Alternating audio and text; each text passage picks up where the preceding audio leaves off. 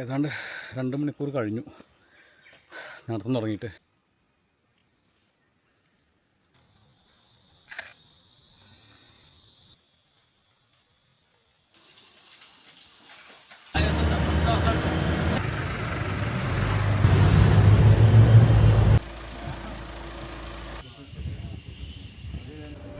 ഞാൻ ഇന്നൊരു യാത്രയിലാണ്. കൊല്ലം ജില്ലയിലെ തെന്മലയിലുള്ള ചെന്തുരുണി വന്യജീവി സങ്കേതത്തിലേക്കാണ് യാത്ര. യാത്രക്കിടയിൽ ഭക്ഷണം കഴിക്കാൻ നിർത്തിയാണിപ്പോൾ. യാത്ര എന്തിനാണെന്ന് ചോദിച്ചാൽ അവിടെ ഞങ്ങളുടെ ഉഭയ ഉരഗജീവി സർവേ നടക്കുന്നുണ്ട്. അതിൽ പങ്കെടുക്കുന്നതിന് വേണ്ടിയിട്ടാണ് ഇന്നത്തെ യാത്ര. ഇത് എൻ്റെ 13ാമത്തെ ഹെർപ്പറ്റോഫോൺ സർവേയാണ്. കഴിഞ്ഞ 14 വർഷങ്ങളായി വനം വന്യജീവി വകുപ്പിന് വേണ്ടിയിട്ട് bird survey, butterfly survey, vulture survey, അതുപോലെ ആംഫിയോ റെപ്റ്റൈൽ സർവേകളിൽ ഞാൻ സ്ഥിരമായി പങ്കെടുത്തു വരികയാണ്.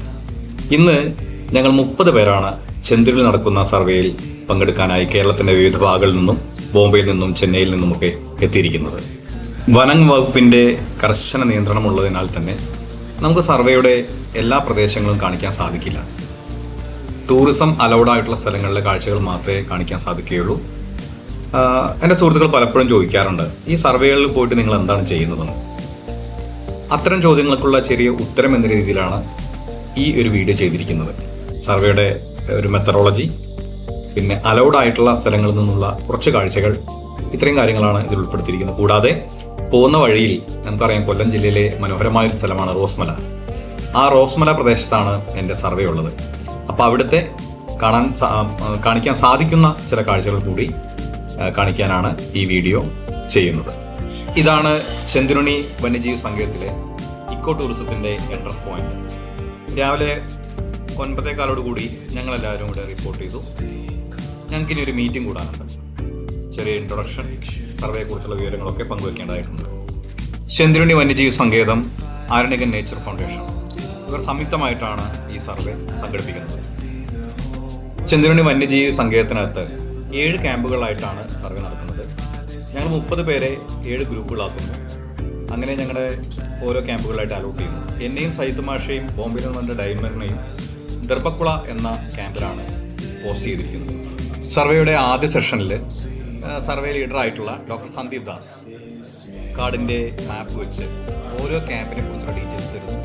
അതിൻ്റെ ലൊക്കേഷൻ, എലവേഷൻ, അതുപോലെ തന്നെ അവിടെ കാണാൻ സാധ്യതയുള്ള വിവിധതരം സ്പീഷീസുകൾ, അതിനെക്കുറിച്ചിട്ടുള്ള ഒരു വിവരണം തന്നുകൊണ്ടിരിക്കുകയാണ്. തുടർന്ന് DFO ഉൾപ്പെടെയുള്ള ഫോറസ്റ്റ് ഓഫീഷ്യൽസ്, സർവേ പാർട്ടിസിപ്പൻസ് എല്ലാവരും ചേർന്നുള്ള ഒരു കൂടിച്ചേരൽ, ഒരു സെൽഫ് ഇൻട്രൊഡക്ഷൻ. തുടർന്ന് കാടുകളിൽ നമ്മൾ ക്യാമ്പിന് ചുറ്റും കാണാൻ സാധ്യതയുള്ള സ്പീഷീസിനെ കുറിച്ച്, നമ്മൾ എടുക്കേണ്ട പ്രിക്കോഷൻസിനെ കുറിച്ച്, ശ്രദ്ധിക്കേണ്ട കാര്യങ്ങളെക്കുറിച്ച് വളരെ വിശദമായിട്ടുള്ള ഡോക്ടർ സന്ദീപ് ദാസ് നയിക്കുന്ന ഒരു ക്ലാസ് കഴിഞ്ഞ് ഉച്ചഭക്ഷണത്തിന് ശേഷം 3 ക്യാമ്പുകളിലേക്കുള്ള ഞങ്ങൾ കുറച്ച് പേര് ഫോറസ്റ്റിൻ്റെ ഒരു മിനി ബസ്സിൽ റോസ്മലയിലേക്ക് യാത്ര തിരിച്ചു. കൊല്ലത്തു നിന്നും തെങ്കാശി വഴി മധുരയിലേക്ക് പോകുന്ന റോഡിലൂടെയാണ് യാത്ര. പോകുന്ന വഴിക്ക് ഈ കാണുന്ന വളരെ മനോഹരമായ ഒരു പഴയകാലത്ത് നിർമ്മിതിയായ പാലം കാണാം. ഇതിലൂടെ ട്രെയിനുകൾ മധുരയിലേക്ക് സർവീസ് നടത്തുന്നുണ്ട്.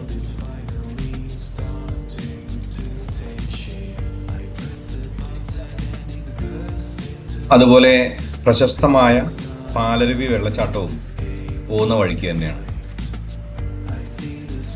ആര്യങ്കാവ് ചെക്ക് പോസ്റ്റിന് തൊട്ടു മുമ്പ് നമുക്ക് നാഷണൽ ഹൈവേയിൽ നിന്ന് തിരിഞ്ഞ് റോസ്മലയിലേക്കുള്ള റോഡിലേക്ക് കയറേണ്ടതുണ്ട്. ഇനി ഏതാണ്ട് 10 കിലോമീറ്ററോളം ദൂരമാണ് റോസ്മലയിലേക്കുള്ളത്. ആ പോകുന്ന വഴികളിൽ ചില സ്ഥലങ്ങളിലൊക്കെ റെസിഡൻഷ്യൽ ഏരിയകളാണ്. പ്ലാന്റേഷൻസ് ഉണ്ട്, റബ്ബർ ഉൾപ്പെടെയുള്ള പലതരത്തിലുള്ള പ്ലാന്റേഷൻസ് ഉണ്ട്, വീടുകളുണ്ട്. അത് കഴിഞ്ഞാൽ പിന്നെ നിബിഡമായ വനമാണ്. നമുക്കൊരു ഓഫ് റോഡ് ഡ്രൈവ് പോകുന്ന ഫീൽ ഇത് കൂടെ കിട്ടും. കാരണം റോഡ് ഒട്ടും സ്മൂത്ത് അല്ല. നമ്മുടെ സാധാരണ വണ്ടിയൊക്കെ എടുത്തു പോകുമ്പോൾ ചിലപ്പോൾ വഴിയിൽ പൊതഞ്ഞു പോയേക്കാം, സ്ലിപ്പായേക്കാം. ഇത് കൂടെ KSRTC സർവീസ് ഉണ്ട് കേട്ടോ. തെന്മലയിൽ നിന്ന് 27 കിലോമീറ്ററാണ് ഇങ്ങോട്ടുള്ളത്, റോസ്മലയിലേക്കുള്ളത്. KSRTCയിൽ വളരെ കുറഞ്ഞ ചിലവിൽ ബസ് കയറി റോസ്മല വന്ന് വ്യൂ പോയിൻ്റൊക്കെ കണ്ട് ആസ്വദിച്ച് തിരിച്ചു പോകാം. അതുപോലെ കുറച്ച് മുമ്പ് NH നിന്നും ടേൺ ചെയ്യുന്ന ഭാഗത്ത് കുറച്ച് ജീപ്പുകൾ നിൽക്കുന്നുണ്ടല്ലേ, അവിടെ നമുക്ക് ജീപ്പ് ഹയർ ചെയ്യാം. 1000 മുതൽ 1200 രൂപയാണ് ചാർജ് ചെയ്യുന്നതാണ് കേട്ടത്. ജീപ്പിലൂടെ വന്ന് റോസ്മല വന്ന് വ്യൂ പോയിന്റ് കാണാം. കൂടാതെ ഈ പോകുന്ന വഴിയിലൊക്കെ 2-3 സ്ഥലങ്ങളിലൊക്കെ അരുവികളുണ്ട്, കാട്ടരുവികൾ, കാട്ടുചോലകളുണ്ട്. അവിടെ ഇറങ്ങി കുളിക്കുകയൊക്കെ ചെയ്യാം. ഈ കാണുന്നതാണ് ചെന്തുരുണി അല്ലെങ്കിൽ ചെങ്കുറിഞ്ഞി എന്ന് പറയപ്പെടുന്ന മരം. ഇത് ഈ ഭാഗത്ത് മാത്രം എൻഡമികെ കാണുന്നതാണ്. ഗ്ലൂട്ട ട്രാവൻകൂറിക്ക എന്നാണ് ഇത് ശാസ്ത്രീയ നാമം. പോകുന്ന വഴിക്ക് മരം കണ്ടപ്പോൾ ഞങ്ങളുടെ വണ്ടി അവിടെ നിർത്തി കുറച്ച് നേരം അവിടെ ചെലവഴിച്ചു. ഇറങ്ങി കുറച്ച് ഫോട്ടോസൊക്കെ എടുത്തു. അതിൻ്റെ പ്രാധാന്യത്തെക്കുറിച്ചുള്ളൊരു ബോർഡ് നമുക്ക് അവിടെ കാണാൻ പറ്റും. ചെറുതും വലുതുമായ ചില ചെങ്കുറിഞ്ഞി മരങ്ങളും അവിടെ സഞ്ചാരികൾക്ക് കാണാൻ വേണ്ടിയിട്ട് പരീക്ഷിച്ച് വെച്ചിട്ടുണ്ട്. 1984 അഗസ്ത്യമല ബയോ റിസർവിന്റെ ഭാഗമായിട്ടുള്ള ഈ വലിയൊരു സാങ്ച്വറി സ്ഥാപിതമായത്. അല്പദൂരം കൂടി പിന്നിട്ട ശേഷം ഞങ്ങൾ റോസ്മല വ്യൂ പോയിന്റ് അവിടെ ഇറങ്ങി ബസ് തിരിച്ച് തെന്മലയിലേക്ക് തന്നെ പോവുകയാണ്. ഇനി അടുത്ത 3 ദിവസങ്ങൾ ഞങ്ങൾ ഈ ഭാഗത്താണ് സർവേ ചെയ്യാൻ പോകുന്നത്. ഈ കാണുന്ന റോഡിലൂടെ 1/2 കിലോമീറ്റർ പോയാലാണ് റോസ്മല വ്യൂ പോയിന്റിൽ എത്തുക. ഞങ്ങൾ ബാഗൊക്കെ ഇവിടെ തൽക്കാലം ആ കാണുന്ന വീടിനകത്ത് വെച്ച് മെല്ലെ ആ വ്യൂ പോയിന്റ് കാണാൻ വേണ്ടിയിട്ടൊന്ന് പോയി. ബോർഡിൽ 500 മീറ്റർ എന്നാണ് ദൂരം കാണിച്ചതെങ്കിലും അതിൽ കൂടുതലുള്ളത് പോലെ തോന്നി. അങ്ങനെ കുറച്ച് നടന്നു വരുമ്പോൾ ഒരു ടിക്കറ്റ് കൗണ്ടർ ഉണ്ട്. അതിനോട് ചേർന്ന് തന്നെ ചെറിയ ചായക്കടയും അതുപോലെ തന്നെ കൂൾ ഡ്രിങ്ക്സും മറ്റും സ്നാക്സും കിട്ടുന്ന കടയുണ്ട്. അത് പിന്നിട്ട് കഴിഞ്ഞാൽ ഇതുപോലെ ഈ കാണുന്ന ചെറിയ കയറ്റം കൂടി കയറി കഴിഞ്ഞാൽ നമുക്ക് വാച്ച് ടവറോട് കൂടിയിട്ടുള്ള ഒരു കെട്ടിടം കാണാം. അതാണ് റോസ്മല വ്യൂ പോയിന്റ്. നമുക്ക് ഇടുക്കി ജില്ലയിലെ കാൽവരി മൗണ്ട് എന്ന് പറഞ്ഞ സ്ഥലമുണ്ട്. അവിടെ നിന്ന് കാണുന്ന കാഴ്ചയോട് ഒരു സിമിലാരിറ്റി തോന്നുന്ന ഒരു കാഴ്ചയാണ്, അല്ലെങ്കിൽ സിമിലർ കാഴ്ചയാണ് ഇവിടെ നിന്നും കാണാനുള്ളത്. പ്രകൃതി ഭംഗി ഇഷ്ടപ്പെടുന്ന ആൾക്കാരെ സംബന്ധിച്ചിടത്തോളം ഇതൊരു മനോഹരമായ സ്പോട്ട് തന്നെയാണ്. ഇനി വാച്ച് ടവറിന്റെ മുകളിലേക്ക് വന്നാലുള്ള കാഴ്ചയൊന്നതാണ്. ഇങ്ങോട്ട് നോക്കൂ, ഒരുപാട് ദൂരം പച്ച വിരിച്ചു നിൽക്കുന്ന മലനിരകൾക്കിടയിലൂടെ നീല നിറത്തിലുള്ള തെന്മല ഡാമിന്റെ റിസർവോയറിന്റെ ഭാഗം. ആഹാ, എന്ത് മനോഹരം! ഇവിടുത്തെ ഏറ്റവും ഫേമസ് ആയിട്ടുള്ള ഒരു ഇക്കോ ടൂറിസം സ്പോട്ടാണ് ഇടിമുഴങ്ങാൻ പാറ. അങ്ങോട്ടേക്ക് ഈ റിസർവോയറിലൂടെ ഏതാണ്ട് 1 മണിക്കൂർ ബോട്ട് യാത്ര നടത്തിയാണ് എത്തുന്നത്. വ്യൂ പോയിന്റിലെ കാഴ്ചകളെല്ലാം ആസ്വദിച്ച ശേഷം ഞങ്ങൾ ഇന്ന് താമസിക്കാൻ പോകുന്ന പള്ളിവാസൽ ക്യാമ്പിലേക്കുള്ള നടത്തം ആരംഭിച്ചു. ഇന്ന് ഞങ്ങളെല്ലാവരും ഇവിടെയാണ് താമസിക്കുന്നത്. നാളെ രാവിലെ പള്ളിവാസൽ ക്യാമ്പിൽ ഒരു ടീം നിൽക്കും. ബാക്കി 2 പേർ അവരുടെ ക്യാമ്പിലേക്ക് യാത്ര ആരംഭിക്കും. എൻ്റെ ക്യാമ്പ് ദർഭക്കുളത്താണ്. രാവിലെ ഏതാണ്ട് 8 മണിയോട് കൂടി ഇവിടുന്ന് യാത്ര ആരംഭിക്കേണ്ടതുണ്ട്. 3-4 കിലോമീറ്ററോളം ഹാർഡ് ട്രക്കാണുള്ളത്. ലഗേജ് നല്ല ഭാരമുണ്ട്, വസ്ത്രം അതുപോലെ ക്യാമറ എല്ലാം കൂടി നല്ലൊരു വെയിറ്റ് കാണും. അതെല്ലാം എടുത്തുകൊണ്ട് കുത്തനെയുള്ള കയറ്റം 2 മണിക്കൂർ കൂടുതൽ നടക്കേണ്ടതായിട്ടുണ്ട്. ഇന്ന് രാത്രി ഞങ്ങളെല്ലാവരും കൂടി ഈ ഭാഗത്താണ് സർവേ ചെയ്യുന്നത്. ഈ കാണുന്നതാണ് പള്ളിവാസൽ ക്യാമ്പ്. ഇവിടെ ഇക്കോ ടൂറിസം ഉണ്ട്. നിങ്ങൾക്ക് ആർക്കും താല്പര്യമുണ്ടെങ്കിൽ ചെന്തുരുണി വെബ്സൈറ്റിലൂടെ അപ്ലൈ ചെയ്ത് ഇവിടെ ഒരു നൈറ്റ് 2 ഡേ എന്ന രീതിയിലുള്ള പാക്കേജ് നിങ്ങൾക്ക് എടുക്കാം. ഇവിടെ താമസിക്കാം, വനത്തിൻ്റെ സൗന്ദര്യം ആസ്വദിക്കാം. ആ റിസർവോയറിൻ്റെ ഭാഗത്തിലൂടെ അതിൻ്റെ തീരങ്ങളിലൂടെ നിങ്ങൾക്ക് ട്രക്ക് ചെയ്യാം. അതിൻ്റെ ഡീറ്റെയിൽസൊക്കെ നിങ്ങൾക്ക് വനവകുപ്പിൻ്റെ വെബ്സൈറ്റിൽ നിന്നും ലഭ്യമാവുന്നതാണ്. പള്ളിവാസലിലേക്ക് പോകുന്ന വഴി 3 നാടൻ കോഴികളെ ഞങ്ങൾ വാങ്ങിയിട്ടുണ്ടായിരുന്നു. നാടൻ കോഴിക്കറി വെച്ചുകൊണ്ടായിരുന്നു രാത്രി ഭക്ഷണം. അങ്ങനെ രാത്രി പള്ളിവാസലിന്റെ പരിസരത്ത് ഞങ്ങളുടെ സർവേ ആരംഭിച്ചു. നാടിന് രാത്രിക്ക് ഒരു പ്രത്യേക ഭംഗിയുണ്ട്. നിങ്ങളൊക്കെ സാധാരണ പകലല്ലേ കാട്ടിൽ കൂടെ പോയിട്ടുള്ളത്. രാത്രി കാട്ടിൽ നിൽക്കണം. അതിൻ്റെ വിവിധ ജീവികളുടെ ശബ്ദം, അതേപോലെ അരുവികളുടെ ശബ്ദം, അതിനിടയിൽ കൂടെ ഈ ഇലത്തവളകളെയും മരത്തവളകളെയും ഒക്കെ തപ്പി നടക്കുമ്പോഴുള്ളൊരു അനുഭൂതി ഒന്ന് വേറെയാണ്. ഇത്തിരി റിസ്ക്കിയാണ് എങ്കിൽ പോലും നമ്മളൊരു റോഡിലൂടെ വാഹനം ഓടിച്ചു പോകുന്ന അത്രയും റിസ്ക് ഇല്ല എന്നാണ് ഞങ്ങൾ പറയാറ്. അപ്പോൾ ആംഫിബിയൻസ് ഇറങ്ങിക്കഴിഞ്ഞാൽ റെപ്റ്റൈൽസും കാണും. അപ്പോൾ നമ്മൾ ഏതെങ്കിലും ഒരു 2-3 ഐറ്റമൊക്കെ പാമ്പിനെ തപ്പി പിടിച്ച് അതിനെ ഐഡൻറ്റിഫൈ ചെയ്ത് കഴിയുക എന്ന് പറയുമ്പോൾ ഒരു ഭയങ്കര സന്തോഷമുള്ള കാര്യമാണ്. ഈ ഇപ്പോൾ ഒരു 2 സ്പീഷീസ് ഫ്രോഗ്സിനെയാണ് നോട്ട് ചെയ്യാൻ പറ്റിയത്. 2 അല്ല 3. ഒരു നിക്റ്റി ബക്ട്രാക്കസ് എന്ന് പറയും, രാത്തവള എന്ന് പറയുന്ന വിഭാഗത്തിൽപ്പെട്ടത്. അതുപോലെ തന്നെ മിക്രിക്സാലസ് എന്ന് പറഞ്ഞ ഡാൻസിങ് ഫ്രോഗ് എന്നൊക്കെ പറയും, അതിനെ ഈ അരുവിൽ സ്പോട്ട് ചെയ്യാൻ പറ്റി. പിന്നെ ഒരു ഇന്തോ സിൽവറാണെന്ന് പറഞ്ഞാൽ അത്യാവശ്യം വലുപ്പമുള്ളൊരു തവളയുണ്ട്, അതിനെ സ്പോട്ട് ചെയ്യാൻ പറ്റി. പ്രതീക്ഷിച്ച പോലെ തന്നെ ഒരു ട്രാവൻകൂർ പിറ്റ് വൈപ്പറിനെ സ്പോട്ട് ചെയ്യാൻ പറ്റി. ഞങ്ങളതിനെ ഫോട്ടോഗ്രാഫി ചെയ്ത് ഐഡൻറ്റിഫൈ ചെയ്യാനുള്ള ശ്രമമായിരുന്നു ആ സമയത്ത്.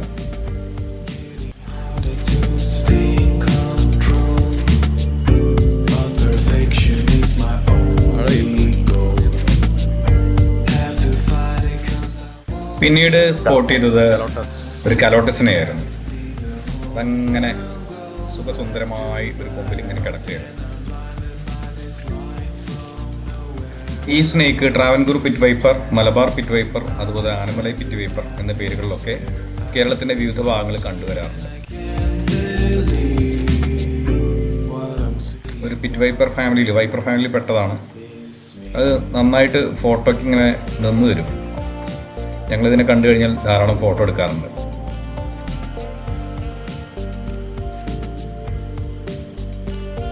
അപ്പോൾ എൻ്റെ സുഹൃത്തുക്കൾക്ക് അവരവിടെ ഒരു ഫ്രോഗ് സ്പീഷീസിനെ സ്പോട്ട് ചെയ്തിട്ടുണ്ട്. ഇന്തോ സിൽവറാണ എന്ന് പറയുന്ന ഒരു സ്പീഷീസിനെയാണ് സ്പോട്ട് ചെയ്തിരിക്കുന്നത്. ഞാനൊരു ഫോട്ടോഗ്രാഫി ചെയ്യുന്നത് ഒന്ന് കാണിച്ചു തരാം കേട്ടോ. ഞങ്ങളങ്ങനെ ഒരു സ്പീഷീസിനെ കിട്ടിക്കഴിഞ്ഞാൽ എങ്ങനെയാണ് അതിന് കൈകാര്യം ചെയ്യുക എന്നുള്ളത് കാണിച്ചു തരാം.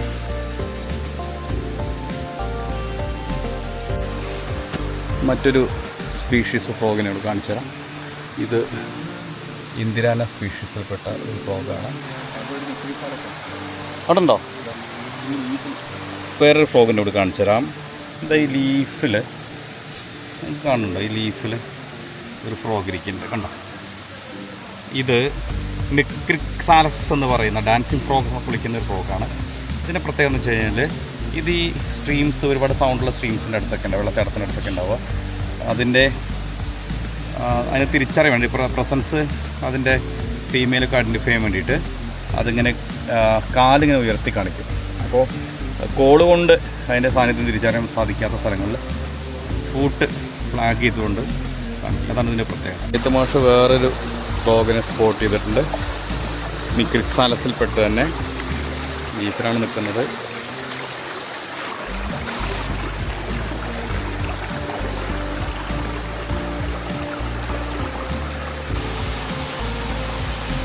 അങ്ങനെ ഒരുപാട് നേരം പള്ളിവാസൽ ക്യാമ്പിൻ്റെ അടുത്തുള്ള അരുവിയുടെ ഇരുകരകളിൽ സർവേ നടത്തി. കുറേ സമയം കഴിഞ്ഞപ്പോൾ ഞങ്ങൾ ക്യാമ്പിലേക്ക് നടന്നു. പിറ്റേ ദിവസം രാവിലെ എണീറ്റിട്ട് ഞങ്ങൾക്ക് ദർഭക്കുളത്തേക്ക് പോകാനുള്ളത്. പിറ്റേ ദിവസം രാവിലെ 7 മണിയോടുകൂടി തന്നെ ഞങ്ങൾ ദർഭക്കുളത്തിലേക്കുള്ള യാത്ര ആരംഭിച്ചു. 3 കിലോമീറ്റർ കൂടുതൽ കുത്തനെയുള്ള കയറ്റം കയറി വേണമായിരുന്നു യാത്ര. ഇത് ഡെയിംലർ മുംബൈയിൽ നിന്ന് സർവേക്ക് വന്നതാണ്.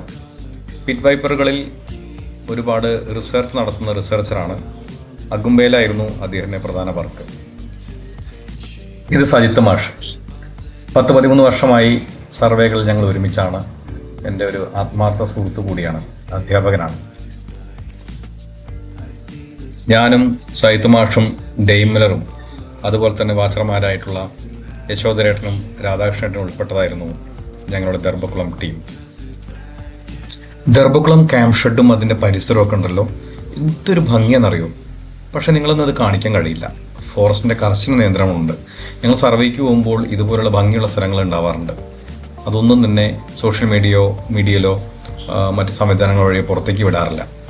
കർശനമായ നിയന്ത്രണങ്ങളുണ്ട്. ചിലതൊക്കെ അങ്ങനെയാണ്, ചിലതൊക്കെ ഹിഡനായി തന്നെ ഇരിക്കട്ടെ. 18-ാം തീയതി രാവിലെ 10:30 ഞങ്ങൾ ക്യാമ്പ് ഷെഡിലെത്തി സർവേ ആരംഭിച്ചു. 19-ാം തീയതി മുഴുവൻ സർവേ ചെയ്തു. 18-ഉം 19-നും ക്യാമ്പ് ഷെഡിൽ താമസിച്ച് 20-ന് രാവിലെയാണ് ഞങ്ങൾ തിരിച്ച് മടക്കയാത്ര ആരംഭിച്ചത്.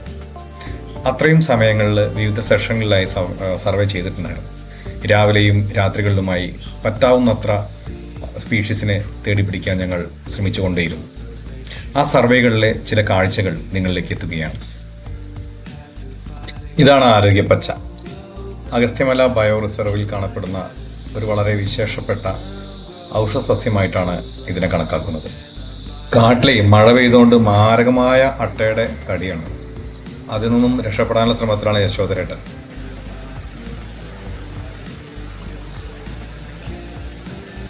ഈ സർവേയിൽ 5ാമത്തെ ഹംനോസൽ പിറ്റ് വൈപ്പറാണ് സ്പോട്ട് ചെയ്തിരിക്കുന്നത്.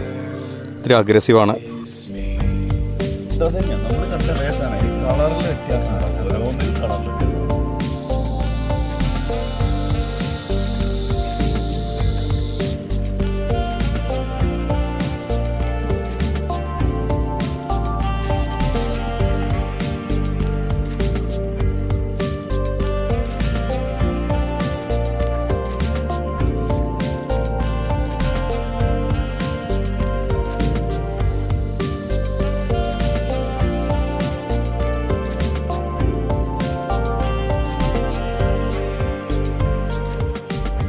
റാക്കോഫോറസ് മലബാറിക്കസ്,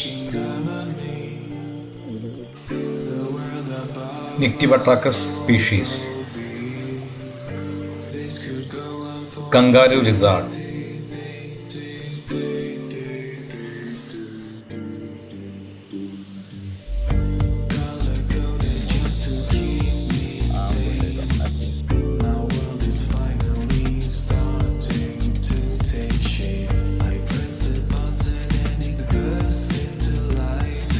സർവേ ചെയ്ത് കാട്ടിലൂടെ നടക്കുമ്പോഴാണ് പൂവും തിന്നുകൊണ്ടിരിക്കുന്ന ടാങ്കു ടോട്ടോയ്സിനെ കണ്ടുമുട്ടിയത്.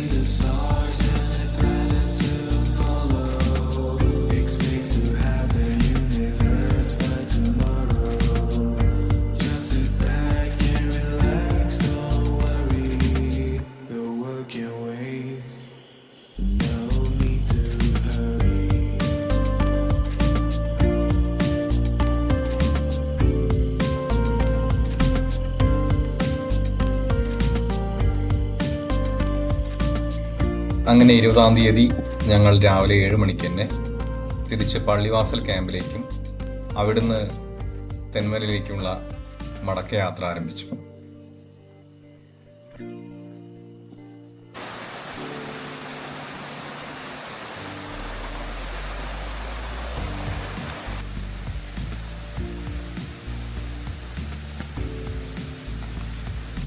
ഇരുപതാം തീയതി ഉച്ചയോടുകൂടി തെന്മലയിലെത്തി.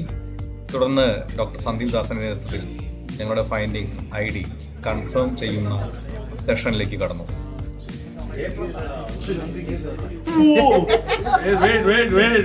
അതിനുശേഷം ഓരോ ക്യാമ്പ് ഗ്രൂപ്പുകളുടെയും പ്രസന്റേഷൻ സെഷനായിരുന്നു. ഞങ്ങളുടെ ക്യാമ്പിന്റെ പ്രസന്റേഷൻ ഡെയ്മിലറാണ് ചെയ്തത്. സർവേയിൽ ഞങ്ങളുടെ ടീമിന് മൊത്തം 6 സ്പീഷീസുകളായിട്ട് 15 പാമ്പുകളെ സ്പോട്ട് ചെയ്യാൻ സാധിച്ചു. അതുപോലെ തന്നെ 12ഓളം ആംഫിബിയൻസിനെയും അവിടെ നിന്ന് കണ്ടെത്താൻ സാധിച്ചു.